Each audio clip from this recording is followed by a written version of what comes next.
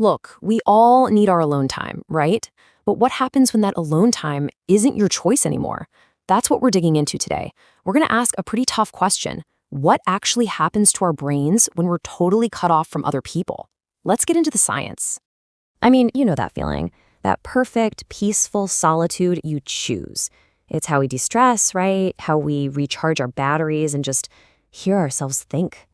It's totally healthy, totally necessary. But there is a huge difference when that solitude is no longer a choice. What if being alone is forced on you? For days, weeks, even years? Well, that's when things get really dark. And the effects, they're way more damaging than you might think. Okay, so this is the key difference we're going to be looking at. We're talking about the line between a choice and a sentence. So one of the first and most important things to go when we're isolated is this thing called social reality testing. And it's exactly what it sounds like. Just think about your day-to-day life. We're constantly bouncing ideas, feelings, and perceptions off other people. Was that weird? Do you see what I'm seeing? It's like our built-in sanity check. When you take that sounding board away, your whole grasp on what's real can start to, well, fall apart. So let's get into it. What is actually happening inside your brain when that social connection is just gone? The effects, both neurologically and psychologically, are pretty staggering. Okay, first up, your limbic system. This is the part of your brain that handles things like fear and stress. When you're in forced isolation, it just goes into overdrive. All that constant agitation makes it hyper-responsive. You can think of it like your body's internal alarm system is just stuck on all the time. And while that's happening, something else is going on. Your prefrontal cortex, that's the CEO of your brain, right? The part in charge of reasoning, focus, self-control, it can actually start to shrink. Seriously, this is the part that lets you think clearly and plan for the future. As it weakens, so does your ability to be, well, a rational person.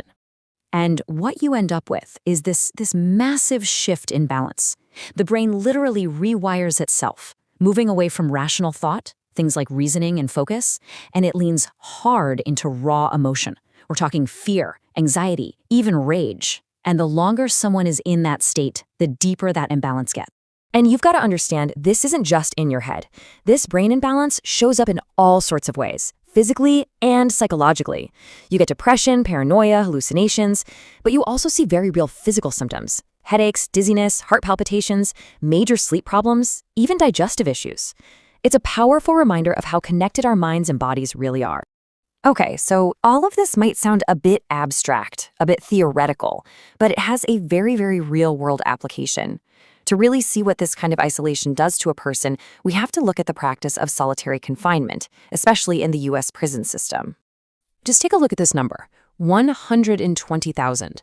Back in 2019, that's how many people in U.S. prisons were living in solitary confinement. I mean, let that sink in for a second. This isn't some rare, fringe thing. It's a huge, widespread practice. And the level of isolation here, it's just extreme. We're talking 22 to 24 hours a day, every single day, alone in a cell, usually with nothing to do and almost no real human contact. And to give you an idea of the space, we're talking about a room that's about 6 by 9 feet. That's basically the size of a parking spot. Imagine that. That tiny space becomes your entire world. So when you put all of this together, it's probably not going to surprise you to learn that many human rights organizations, including the United Nations, have a word for it. They classify prolonged forced isolation as a form of torture. Which brings up a pretty big question, right? How did something that's now considered torture become so common in the first place? The history here is, well, it's not what you'd expect. Let's take a look at how we got here. This is where the story gets really wild. Believe it or not, this all started back in the late 1700s with the Quakers, and their intentions were actually good. They saw it as a humane alternative to things like whippings. The idea was that solitude would lead to penitence. But pretty quickly, by the 1800s, people started seeing the damage it was doing, and the practice started to fade away. That is, until the 1980s. The tough-on-crime era led to massive prison overcrowding, and solitary confinement came roaring back as a tool for control. And that early criticism was fierce. Even Charles Dickens, after visiting an American prison back then, had something to say about it.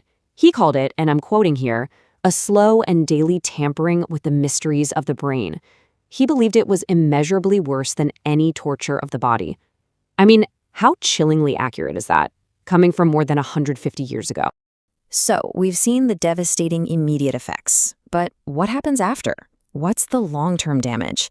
And, if this system is so harmful, is there another way to do things? Because the harm definitely doesn't stop when that cell door finally opens. People coming out of long-term solitary are 3 times more likely to show signs of PTSD. It makes any existing mental illness so much worse. We see lasting changes in personality, deep-seated paranoia, and just this profound difficulty in reconnecting with other human beings. It all comes back to that neurological damage we talked about earlier. And when you look at the results of different approaches, the contrast is pretty stark. On one hand, you have the US, which uses solitary confinement extensively and has a really high rate of people ending up back in prison. But then you look at a country like Norway. They focus on rehabilitation, on treating people humanely, and actually preparing them for life on the outside. And guess what? They have one of the lowest recidivism rates in the entire world. So when you boil it all down, what do you get? A practice that causes immense damage, that actually works against the whole idea of rehabilitation. And maybe just as importantly, studies show it doesn't even work to reduce violence inside prisons. And that leaves us with one last really big question.